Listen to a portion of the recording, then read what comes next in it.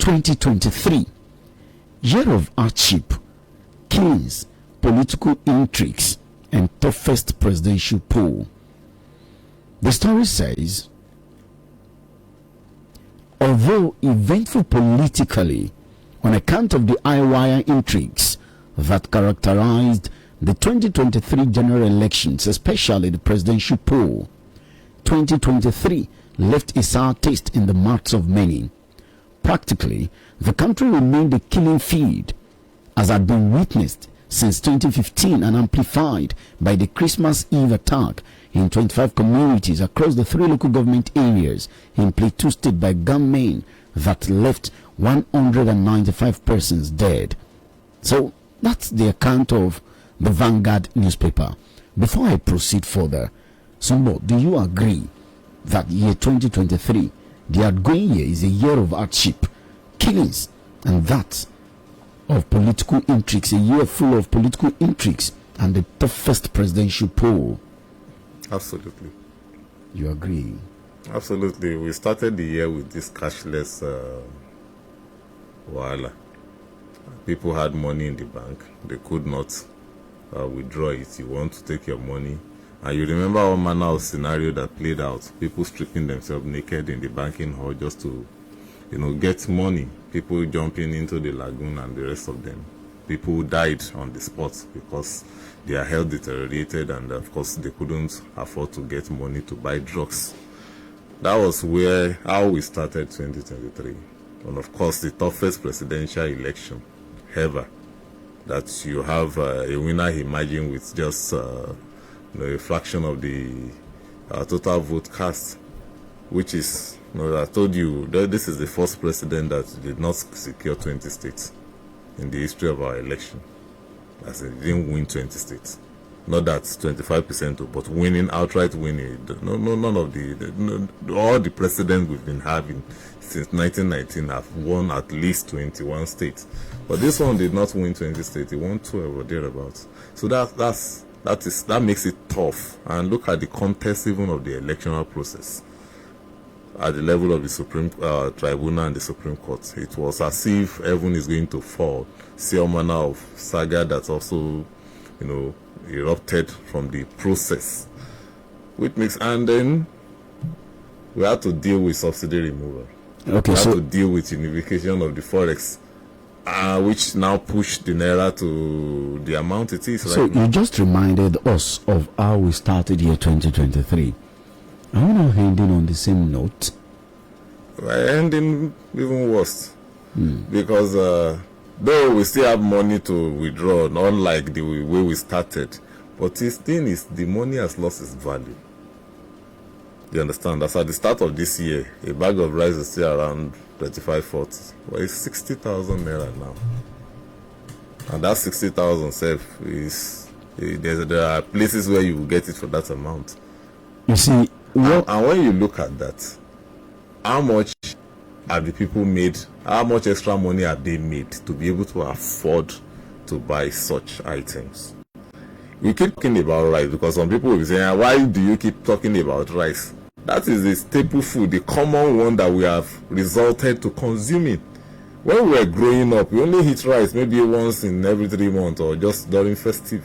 We eat other things. Our parents cook soup every day. But to cook a pot of soup now, you'll be needing close to, it depends on the size of the family. But you can't spend less than 6,000 naira. That will last for just 2 days. To prepare a pot of soup. Because you know how much the common fish species, the titles and the rest of them, how much a pieces of them cost in the market now. Let alone the other condiment and the pepper set that you will have to eat. So these are things, and people no longer cook soup the way we used to cook when we were growing up again. It's quite unfortunate, but you see, Sumbo, what interests me there, 2 things. 2023, year of hardship, killings. You see, the political intrigues and having toughest presidential poll, to me, they are self-serving. But the year 2023 being year of hardship and that of killings is indeed one that will make you to want to think twice But you will think the Nigerians have had it enough until you go through this again. Nigeria 2024, where we will slide further into economic chaos. Now, I want you to listen to the opening paragraph very well. Quoting James Russell Lowell, who lived between 1819 to 1891, once to every man and nation comes the moment to decide in the strife of truth and falsehood for the good or evil side. This man lived, between year 1819 and 1891. This is what he said. Now, this is the introductory part of that story. No 2 years are ever alike in the history of any country, but 2024 in Nigeria will be characterized by 3 words: scarcity, failure, and chaos. Scarcity will be the most pervasive. Now, I know that the part of us that is religious will be binding this, will say, no, I reject this in Jesus' name, inshallah, and all that. But this is the reality. So, the year that the people are yet to launch into, they are being told, and I will just ask people, time may not permit us to break all of this down. Scarcity, failure, and chaos. This writer explains why it's going to be so. This is scary, Sumbo. It appears scary, but I do not believe in that. Right. I would rather pitch to the religious side of us. The thing is, when you say scarcity of what exactly? You understand? What we are dealing with is not scarcity, it is inflation. The products are available, but people just can't afford to buy it. Scarcity is you have money to buy, but the thing is not available. You understand? So I will take that out outrightly. And that prediction is not going to be applicable to us. Because when you say scarcity of what exactly? Is there a scarcity of food? Is there There's no scarcity of food, and food are in the market. The problem is the price is high, and people cannot afford it. When you say scarcity, you have enough money in your pocket, but the thing is not available. You understand? That is scarcity. And we do not have that situation. The thing is, let's say he's a prophet of doom. When prophecy like that happened, there was a case of 2 gentlemen who went to see a soothsayer. And the man said to one that you are going to be the king in the future. And he said to the other man, you will die a slave. You understand? Same man, same prophecy, same day. And they both left. The one that was going to be the king began to pump around, with his shoulders high, sitting down, expecting the day will be crowned. While the other one that was prophesied to going to be a pauper went into the bush, cultivated land, and began to farm aggressively. Now, when years passed, the one that cultivated land has become a very successful farmer. And the one that was become a king was there, lavishing in poverty. Now there was famine in that land. Everybody went about to look for food, and they got to the farm of the man that was to die a pauper, and they saw food in abundance. Give us food. Don't worry. Whatever you want, no problem. I will give you food, or I will feeding you is not my problem. But it's going to be on one condition: I will be your king. And they agreed expressly.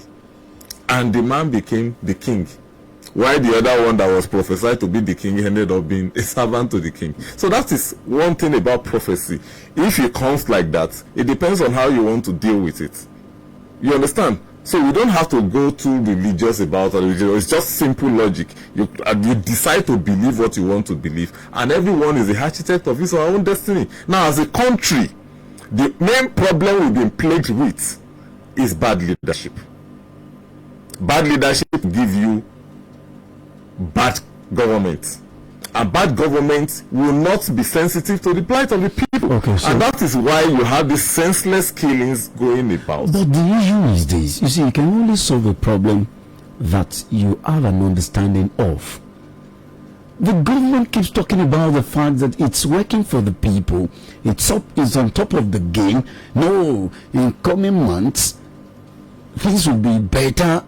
You see, these are things we got to hear from the government. Talk is very cheap. You understand? They are government. You don't expect them to be saying negative. They would always speak positive in light of what they are trying to do. So, are you advising Nigerians to be cautious of what they believe from whenever the government speaks? Definitely. Already, even without any advice, the trust level has gone down the drain. You understand? People no longer have trust for the government, and not just the federal, even at all levels. You understand? And because of it is now left to the government to begin to earn that trust by ensuring that their policies and decisions will be pro-masses and not just elitistic in nature. Because that seems to be the problem with this administration. The policies of this administration that seems to be elitist. It is elitist, because why will it be difficult for you to give palliative? They promise workers 35,000 naira wage award. They've only paid for 1 month, September. This is December ending. We've not had that. They are paid extra. So these are issues that we talk about. And whatsoever incentive they have been given to themselves is just for the benefit of the elites. So a real government will know that, well, the primary purpose of its existence as a government is welfare and security of the people. Now, these two have been lacking. They've been failing on these two grounds. When we say security, we all had, the latest was the Christmas Eve killings. And to make matters worse, the same set of people still wrote to another community in the same state. And these are people that are not invisible. They are not ghosts. You know them. All right. What is taking you time? Why are you foot dragging in taking them out? I was not in the studio yesterday and on Thursday. If I was there, I would have said, well, if I were the president now, a serious president, I would call the Sultan, all the leaders in the north, religious and political, and issue a very strong warning to them that these people, I know you know them, go and talk to them to vacate our land, or else there will be rains of thunder on all of them, and I will not tolerate any nonsense from you. That's an indictment. It is not an indictment. Sheikh Gumi was meeting with this set of people, and he's still walking the streets. He was taking pictures. They were away under Buhari. It is not an indictment. He cannot claim ignorance of not knowing those people. These same people were granting interview to even BBC. And they were pumping the last time the Kengede mass kidnap took place. You know what the idiot said? He said he used the money to procure more hands. Now they are using the same hand to unleash terror. Okay. You need to see the consonants of the Niger State governor when the man was helpless. So these are things, and they are foreigners invited by political leadership, and they have occupied the forest. You now allow them to now begin to do whatever they like. Do you know how many girls have been raped? Do you know how many girls have been married out for free without their parents' consent? Where is Leah Sharibu today? It's how many years that the girl has been kidnapped? Okay. And what we are hearing is that she has given birth to 2 children. Who are those? That means people know where she is. They know who they married her to, and they are still giving us that information, and they could not bring the girl out of captivity. Okay, we're going to look and you are saying that the government is not failing. If I were the president, that is what I would do. Okay, let's move on. We'll look at the issue of Plateau during the course of the analysis. Let's move on. Now, still talking the economy. Naira crashes to all-time low. It's 1,043 Naira to $1 at the official market. That story is in the Daily Trust newspaper, and it reads, Naira depreciated to the worst low in recent times, exchanging at 1,043 Naira to the $1 at the official foreign exchange market on Thursday. This is against 872.5 Naira to $1 recorded on Wednesday at the Nigerian Autonomous Foreign Exchange Market, NAFEM. So that's the state of things. According to dealers, the rate was stronger than 885 naira, 8 kobo to $1, quoted on Friday before the Christmas holiday. So that's what we are dealing with. Now, also in the Daily Trust, depreciation, naira set for worst year since 1999. That's according to a report.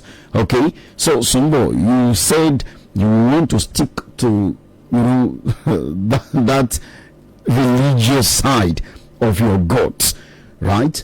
We talked about what has been said. 2024 we look at, but let's look at Bloomberg. In the cable, Bloomberg predicts naira will record worst performance in 2020 in 25 years in 2024. This is not a prophecy. This is a research work. So the story in the cable says Bloomberg, a United States-based media organization, on Friday predicted that the naira would decline further in 2024. According to the publication, the naira is poised for its worst year since the return to democracy in 1999, adding that analysts are predicting further depreciation in 2024. The report said the naira fell 55% this year to 1,043 naira to $1 at the official market on Thursday. Now, and once the naira falls, right, the people will feel, will feel the brunt. So does this mean that economically things are going to be harder than they are now in 2024? What's your analysis on this prediction? The first thing is, what is making naira to fall? It is our lifestyle, either as individual or as a government. We have this insatiable desire for foreign products. Are there alternatives? There are alternatives. We have this insatiable. There are people in this country that drink imported water, just water, ordinary water, because they can afford it. That is madness. Because they can afford. That is. These are things that, these are little things that we do that we don't know that the implication is coming upon the rest of us. Why will you be importing water? Water. This is not Saudi Arabia or Germany where their water has been polluted, or Saudi where there is not even sufficient water to drink. We have sufficient water to drink. You are importing drinking water, toothpick, plantain chips. So when we look at all of this, there is no way there will not be. That is just good. So now, services, ordinary headache. You are in London to take paracetamol or to have your headache checked. Education, it is abroad. Foreign certificate is what is reigning. Forget about the Japa syndrome. Before Japa became the order of the day, foreign certificate is what we worship over here. Pilgrimage, government sponsors them to Jerusalem and to Mecca. These are things that we engage in as a people that further put pressure. Now, the one that now make matters to be worse, which is where I would now tweak to the other side, is the importation of petroleum products. Because that won't take huge volume of the forex at once. One of our refineries is back, isn't it? That's why I said that is where I would come. Where Bloomberg may be wrong is that if you are going to have functional refinery by 2024, which is true, at least 2 will be working, that will reduce the importation of the petroleum products. Mechanical reduction of importation will translate to what? Increase in the supply of forex. Yeah, so that to be used for other purposes. What has been said should not be relied on. It's been said that even if and when all the refineries become functional, Nigerians should not expect a reduction in pump price, that it's not going to affect it. The fact that they say we should not expect a reduction in pump price doesn't mean there will not be increase in the supply of forex. And once there is an increase in the supply of forex, the round tripping going on in the black market will reduce, because people will no longer patronize the black market en masse. They will have enough to get through the banks and that will be at the official rate. And when they are getting that through the banks, it's going to have implication on the prices. All the government now need to do is what? Monitoring, regulation, and enforcement of whatever policy they have put in place, so that Nigerianness will not begin to now affect us again. Okay, so does the government need to be reminded as regards what it ought to do? One would think that the government knows what to do, and that's why, when Nigerians said some time ago that they're approaching this administration with cautious optimism, I think they're justified now. Even a layman at times would see the road, but you wonder why the government is not taking the road. Is not taking that route, and of course, majority of the people will pay for it at the end of the day. Because as layman, we have limited information. For anything that government does, there's always a reason for it. Even though most times the reasons are personal to the officials and not in the national interest. As a matter of fact, I've always said that we do not have a national interest. What you have is multiple personal interests. There is no national interest. There is none. We don't have a national value. We have the American value, the British value. We do not have. And that's why there is nothing that is there as a template for leaders to follow. Have we ever had any national value, national interest? I can't remember if we have ever had. You understand? Because if you go back to independence, even our so-called patriarch were struggling against themselves. One nation, two nation, federalism and confederalism. That was what they were singing. Eventually, British just look at all the ideology they were preaching and decided to adopt one. You understand? We've always had this conservative, progressive dichotomy from independence.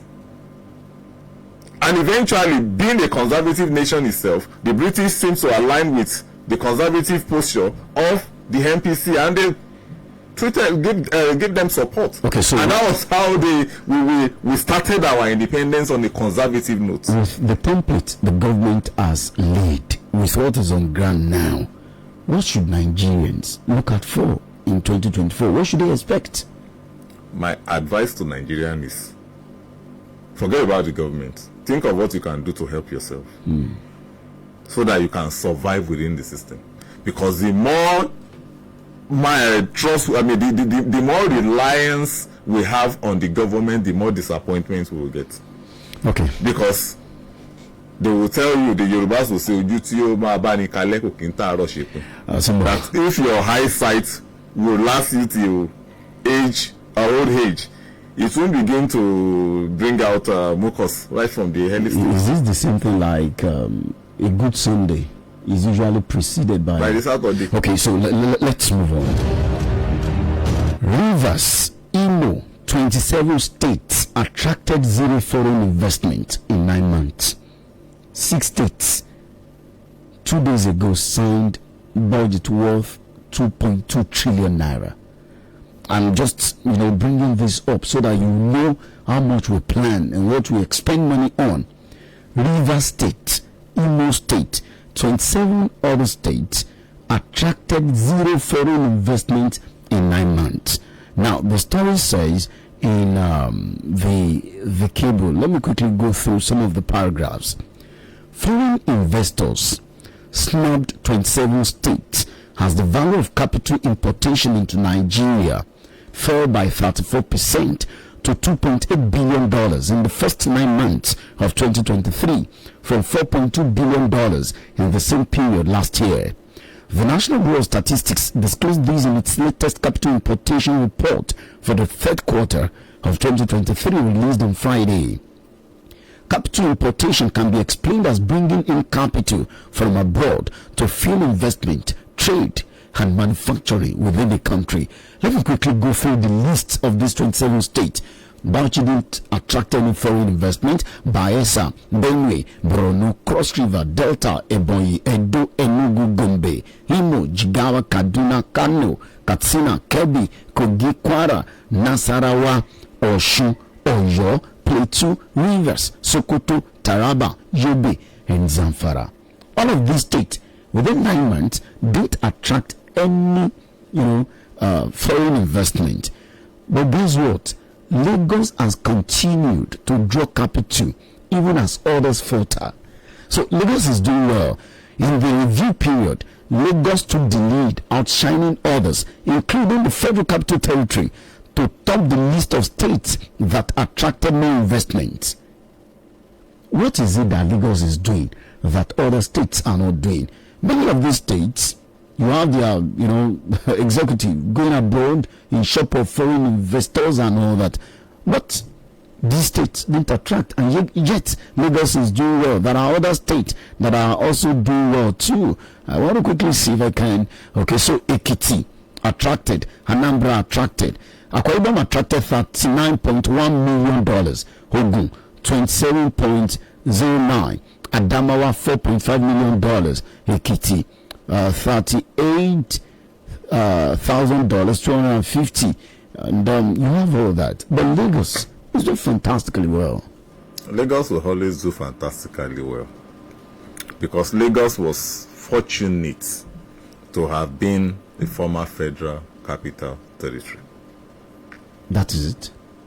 Part of it. Secondly, Lagos has an international airport. It is a major point of entry to investors. Lagos have assets like the seaport. You understand? They have a population, a ready market is there, and significant development in terms of infrastructure. All these are in place, and security-wise, they are not doing bad. So when you have all this in place, Lagos is not doing bad. They are not doing bad security. And yet there is no Amotekun there. It was not on this platform. They already had a semblance of Amotekun in the name of Lagos State Neighborhood Security Watch. So that is, they do not need Amotekun because before Amotekun that existed. So except they want to now change the nomenclature of that security outfit to Amotekun, that is it. But it's not that they were not part of Amotekun. They donated utility vehicles to other states, but they already had that before Amotekun. So security, they are not doing badly. And all these things they have is what investors are looking for. Do you understand? That is what the investors are looking for. Definitely they will always attract more than the rest of the states. I don't know why you included FCT. What is in FCT that is attracting investors? What is not there? No, you tell me what is. Power. The seat of power. What is in Washington DC, for instance? Because when you say it's just an administrative domain, there is nothing.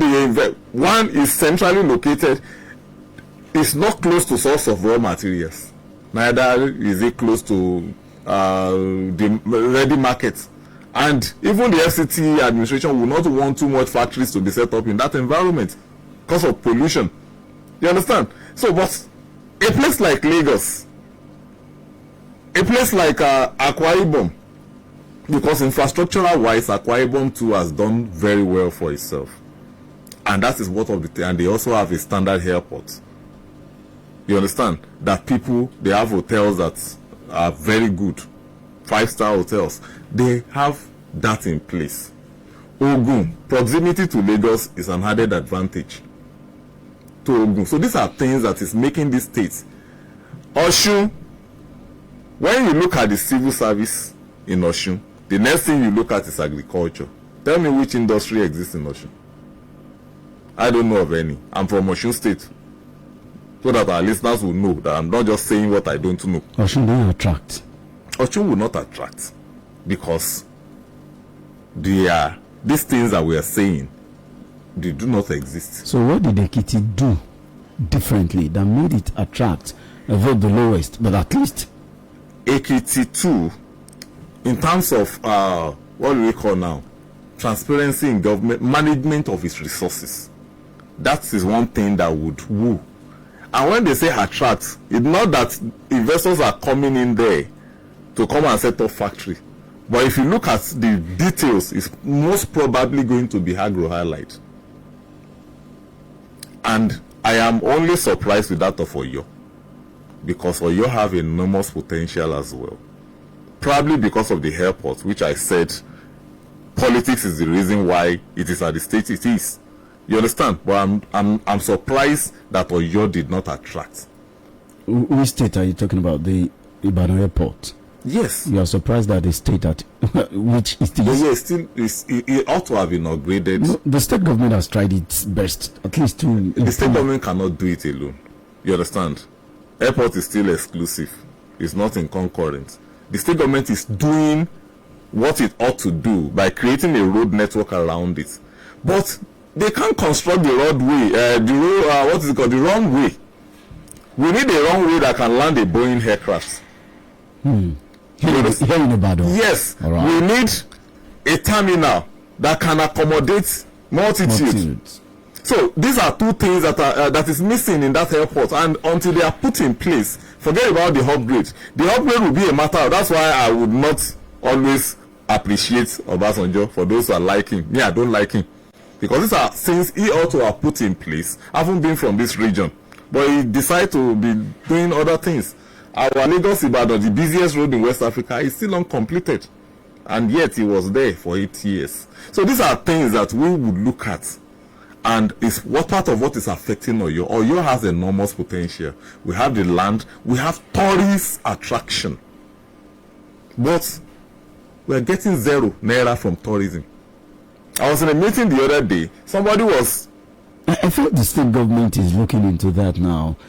For how long will they I've seen some look? activities in that sector. For how long are they continue to look? We have to. The hanging lake is in Oyo State. That alone, you understand, can attract huge foreign. What is it called? Foreign tourists. You understand? So these are things that we need to look into, right. And it will boost our high. Even when you see, in terms of IGR, Oyo is not doing bad, but they can do better than that, because the IGR we are talking about is mainly from one source: taxation. Okay, let's move on some more. Now let's talk about the Plateau massacre. Over 295 killed in Bokos, Barakin Ladi attacks, says CSOs. The story is in the Guardian newspaper. Plateau survivors. We pretended to be dead. My son tried to crawl away. They killed him.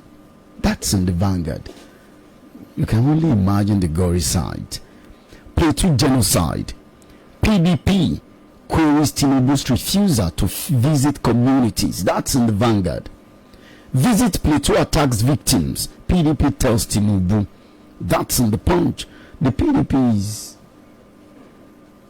asking, why is it difficult for the president to leave Lagos, to go and commiserate with them?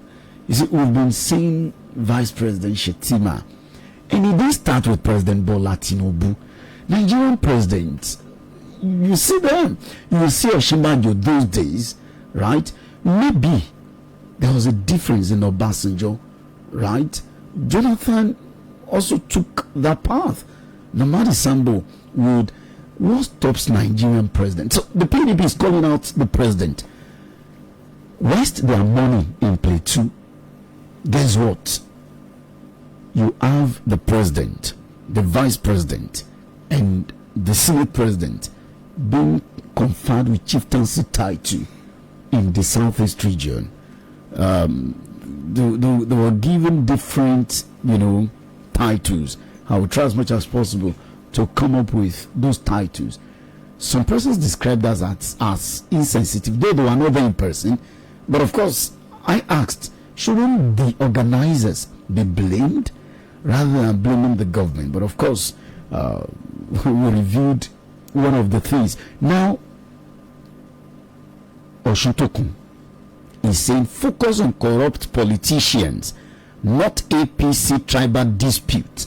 Labour Party's Oshun-Tokun tells Nigerians. According to Oshun-Tokun, all of these killings, let me just take some paragraphs so that we look at what the PDP is saying and what the Labour Party is saying. The Director General of the Labour Party Presidential Campaign Council, Hakeem Oshun-Tokun, has asked Nigerians to focus on corrupt politicians instead of paying attention to tribal disputes motivated by All Progressives Congress. Osuntokun stated these in a post on his X handle on Friday. He said there is need to investigate the Nigerian military's actions to know the factors that have hindered its effectiveness. His comments come after the massacre of over 160 persons in some communities in Barakin Ladi, Mangu, and Bokos local government areas of Plateau State. So, the dimension that the Labour Party, through Akin Osuntokun, is looking at is totally different. Nigeria's military security agencies should rather be asked some questions. And I think was it Larry raised it yesterday. Died in 25 communities. Where were security agencies? So Osuntokun is saying, see, leave all this pettiness. Ask questions from the government. Corruption he sees as, the causative factor of some of this. I agree with him. You agree? And it's what I've always said here. That when you look at the whole thing, there's no way the military echelon can exonerate itself. You understand? And it is not today that insurgency has came upon us. In fact, insurgency in Nigeria is over 15 years old. And what do we have? Government at its own hand have been putting defense as number one priority on the capital expenditure for the budget. We may not say much concern about the previous administration, but for Buhari's administration, there were enough procurements of military hardwares, which means whatsoever they had before Buhari, they had more after Buhari. How effective have they been putting this thing to use? No, they claim that they don't have enough. They claim that they don't have to. The idea of claim is what Osuntokun is speaking to. Oh. The only thing behind the claim is corruption. I mean, the Minister of Defense... When they say they do not have enough, it simply means that what? Give us more money. You understand? And when the more money comes, some people will sit on the money and share. You understand? And most of this equipment, the military cannot even buy it on its own, because those that are selling will deal directly with the government. It is government to government arrangement that will lead to the procurement of such things. Yes, you have this in place. Now they've been getting hardwares, and I've always maintained that you are wasting money procuring helicopters, additional helicopters. What we need more is drones, UAVs, unmanned area vehicles. That will save you the cost of personnel. It will save you the cost of fuel. You only need to recharge the battery to power these things. You understand what I'm saying here? And you program it. Some people will be there. You don't even need to be on ground. We need enough surveillance drones that will give us pictures. You understand? As far back as 1960, America already have a U-2 plane.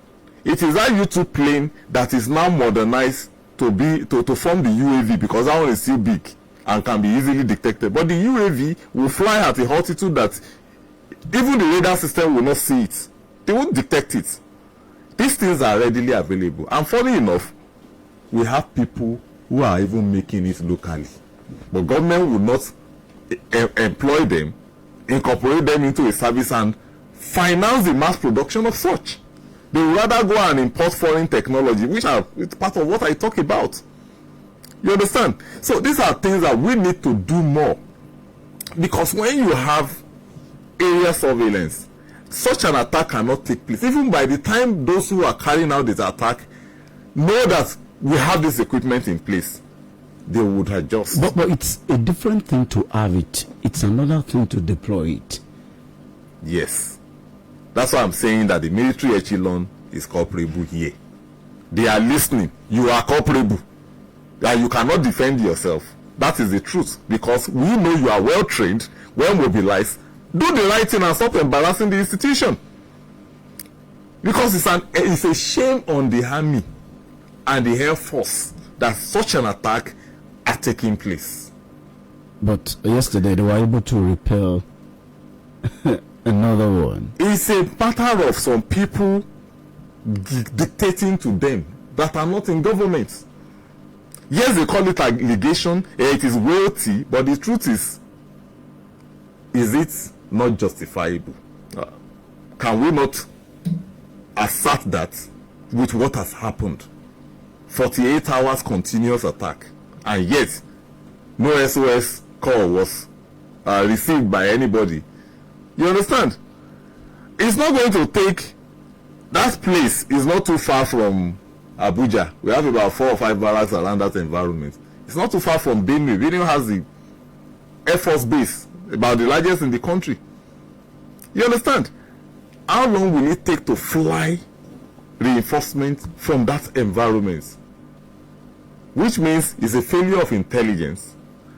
And the locals too has their own share of the blame.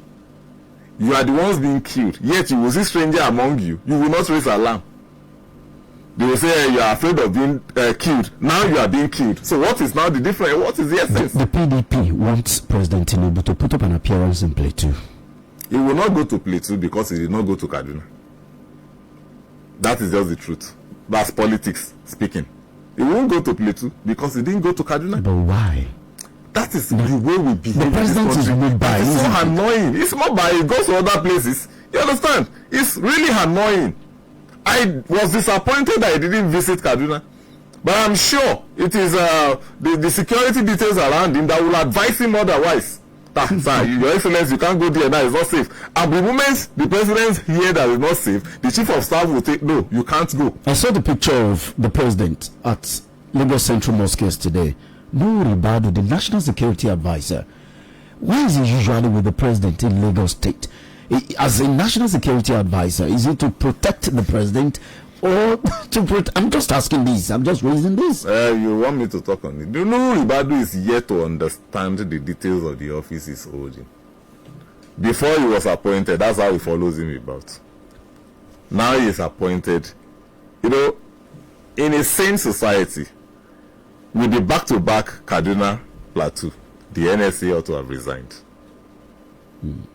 Because it's a failure on his part. If he knows what a national security advisor means, what it entails to hold that office, with that back-to-back incident, space of how many weeks interval, the national security advisor would have seen himself as a failure and turned down his resignation. But we don't do that in Nigeria. You understand? With that of our Kaduna, the chief of army staff also have resigned. Because that is one collateral damage too many. Because that is the case. There were actually terrorists in that place. But in the process of taking them out, you have too many civilian casualties. Okay, that's why they were masking the aspect of terrorists being on ground.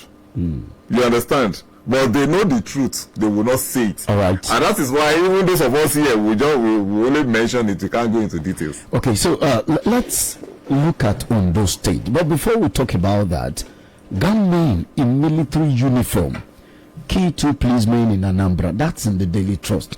You see, carrying out nefarious activities with camouflage is becoming common, right? Gunmen in military uniform kill 2 policemen in Anambra.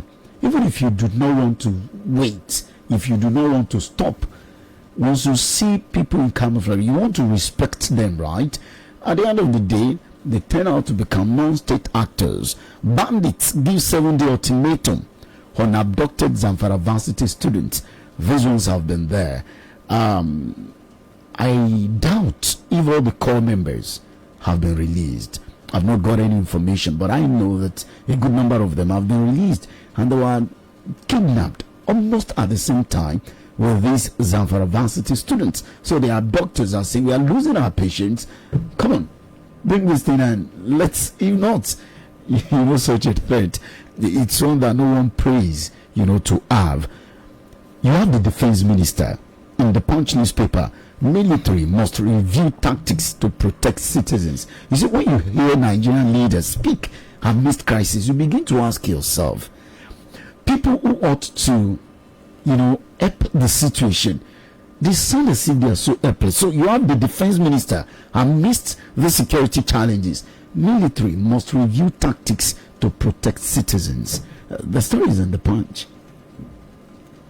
On that last one, the military, I agree that they must review taxes, but it is the government itself that needs to review its approach. You understand? The government dictates to the military. The military is an institution of the government. You understand? And the president is the commander-in-chief. I said this the other time, you laughed. And I'm sure some of our leaders will be laughing at home too. I will say it again, so that whoever wants to laugh, in the midst of the laughter, should please just consider what I'm saying. If I were the president, I would change approach from containment to full offensive. That is the only way to force these people to the negotiation table. And to do that, everything that will stand in your way politically, you understand, you first of all address that. Summon the leaders of the North, political, religious, traditional, to a meeting. And at that meeting, let them know you have intelligence on your table, reports. Read this to them, that come, we have this, and this as intel. And these are your domain. You cannot tell me right here in this meeting that you are not aware of this. Now, I've called this meeting because the government do not want to tolerate these things anymore. Enough of a shame and embarrassment to the nation. Now, I'm giving you a week. That's a threat. That is what it requires. Until that threat comes from the president, not any other person. No. I am telling you, we will still not move forward. Okay, so how can Jonathan's administration dealt for so many years with insecurity? Buhari took over for 8 years. We dealt with the same Buhari thing. made it worse because the case of Buhari is the case of can we be killing our people? You understand that kind of thing? But now you have another southern president. He has the best opportunity to address this issue by letting them know, come, I no send you. You understand? You guys they are your people. I know they are your people. Flash the dossier before them. Present the intelligence report. Read it to their ears. If possible, interpret it in Hausa language so that they will understand it very well. And give them the ultimatum. I tell you, they know how to create an exit route for these people. And they will disappear. This bloodletting is just... You understand? And too much. Part of those that will be at the meeting will be the 19 northern state governors. You understand? You keep talking about the north. Where do we have this thing? Of course, the southeast is also boiling. That of the southeast is different from what is happening in the north. You understand? You understand that well. The southeast feel aggrieved of being not fully incorporated into the Nigerian entity, and they wanted out, and that is agitation for secession. You understand? Tell me what as a so-called bandits, what are they fighting for? Why are they killing people?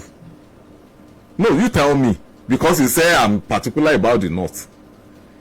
That of the north is simply criminality, and there is no other way to address criminality than to be brutal with. And until we have the president that have that guts to be brutal, look, these people, they cannot beat the government. But because the government is being political about the whole thing, you are emboldening. They kidnap people in mass, collect ransom to the tune of billions of naira. What do they do with the money? They go to black markets, procure more ammunitions to unleash more mayhem onto the people. Okay. But by the time you, first of all, you have the identity of the kingpins, you understand? First of all, take those ones out. Arrest some of their foot soldiers. Get intelligence from them on who are their actual sponsors. Some of them are politicians and they are well known. And arrest those ones, charge them. You don't even need to try them locally. Just hand them over to ICC. Okay. Let them be struggling over there. Look, when you do that, yes, politicians will want to claim that you are attacking opposition. You don't need to mind all of that. And this is the right time to do it because politics is not going on now. Okay. It is governance that is going on. Sambo, let's leave security. You've said so much. Let's look at latest development in Ondo State. Akeredolu fought for Southern President, Southwest governors. That's in the Punch. The day the news of the former Ondo State governor was announced, I talked about it. The Asaba Accord, the Lagos Accord, came to my mind then. The Southwest governors, they've reiterated it. Southwest governors plan joint committee for Akeredolu's burial. That story is in the Daily Trust. We will give him a deserving funeral. Southwest governors visit Akeredolu's family in Ibadan. That story is in the Cable. But of course, what I want us to look at, Ondo, Tinubu intervenes as Jocelyn Faye, that was deputy, hot up. Okay, so the story says, in the Daily Trust, barely 48 hours after taking the oath of office as the substantive governor of Ondo State, Lucky Aiyedatiwa may face another battle over the choice of his deputy as he prepares to hit the ground running. Indications emerged on Thursday that Aiyedatiwa, who succeeded his principal Rotimi Akeredolu in office following his death, was already under pressure to name the deputy governor who will assist him with governance in the state. It was gathered that the choice of the deputy governor might be an uphill task for Aiyedatiwa, considering his experience and that of those who stood by him, especially during the political crisis and bickering that led to his eventual emergence as the governor after Akeredolu's death. Okay, so President Tinubu again had to intervene. Must the president intervene? We are practicing federalism, right? So in reverse, it will take the president. We don't know which state is next. Tinubu intervenes as Jocelyn Faye, that was deputy, up. Can't APC in Ondo State do that? Must the president, intervene in all of this? You said we are practicing federalism. You are wrong. Because our federalism is not... Nigeria is a federal state. It's supposed to be, but we are more or less a unitary state. Everything comes from the center and goes down. You understand? A federal state will be the other way around. But President Tinubu's time seems to be unprecedented. We've had presidents, intervening in political development in states. Yes. But the thing is, it's not doing anything that is unique. Presidents have always, because he's coming out to intervene, it's not like a Buhari that will say, mind your business. You understand? He's the father of the nation. By virtue of the constitution, he has that role as the CEO of the Federal Republic of Nigeria to oversee so many things, especially when he's being called upon. Yes, for Aiyedatiwa, he also is new in politics. So many gladiators that are bigger than him are there. You understand? What I foresee is most likely a female deputy. He can handle that than giving him a male politician. And if it's going to be a male, it will be someone that is also new in the system, like himself, because they wouldn't want a situation where there will be crisis again. Having been the substantive governor now, he has the first right of refusal in the next context. In 2024. You understand? He has the first right of refusal. For on two grounds, is the incumbent, by their rotational arrangement, is senatorial district is supposed to produce the next governor. Meaning Ondo South is better positioned. Which means he's from Ondo South. There's hardly nothing the politicians in that place will tell him to convince him not to run for office. In fact, as a matter of fact, they will begin an aggressive promotion of his brand now. You understand? Because every obstacle seems to have been taken away.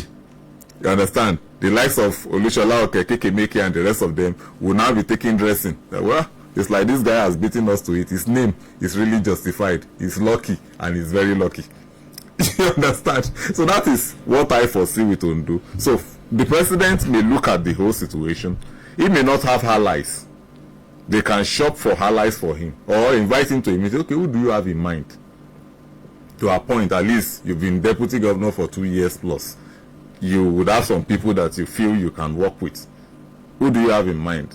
You understand? And part of what the assembly now will need to like just cooperate. Otherwise, the speaker will lose his position. Okay, 0916 104 7698 0811 052 6487 0902 280 9257. Those are the numbers to call to be part of the program. Hello, good morning. Good morning, Mr. Anoluwapo. Thank you. And good morning, Mr. Sungo. Thanks for the good analysis. I think on the insecurity in the country, it is high time. Even if you cannot do total restructuring, let's have a state police.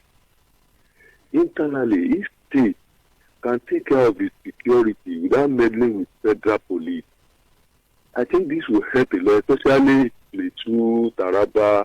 They have a lot of foreigners invading their land, killing their people.